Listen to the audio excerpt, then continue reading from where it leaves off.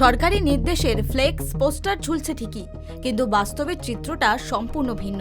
ধূপগুড়ি মহকুমা থেকে শুরু করে পুরো শহর জুড়ে জাতীয় সড়ক এবং এশিয়ান হাইওয়ে 48 নম্বর সড়কে অবাধে চলছে টোটোর দাপাদাপি।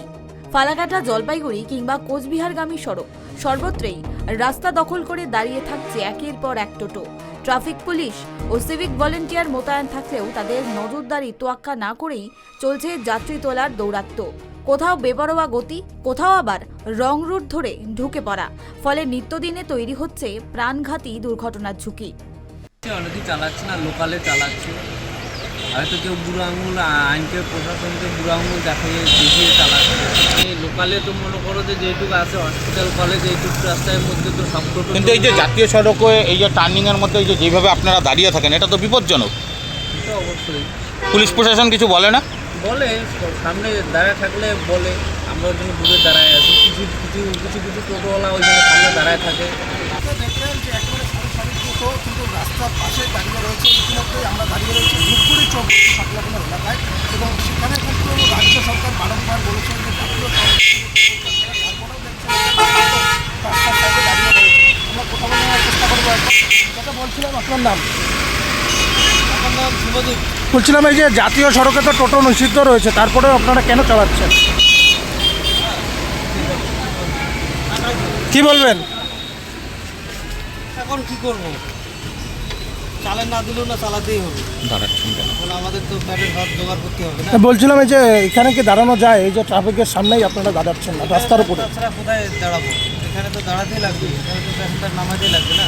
আর এখানকার ট্রাফিক পুলিশ কিছু বলেন আপনাকে? বলে, আবার কোনো সময় বলে, কোনো সময় মানে কি টোটো নিয়ে যায় এখান থেকে?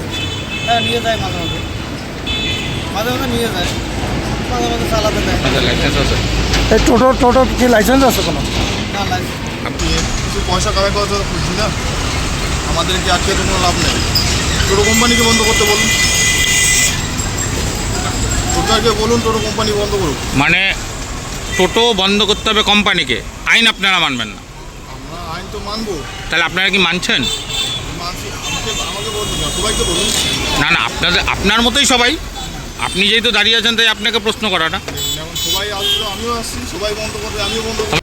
শুধু যানজট নয়, নাবালক এবং অনভিজ্ঞ চালকদের লাইসেন্সহীন টোটো চালানো নিয়ে ক্ষোভ জমতে শুরু করেছে স্থানীয়দের মধ্যে।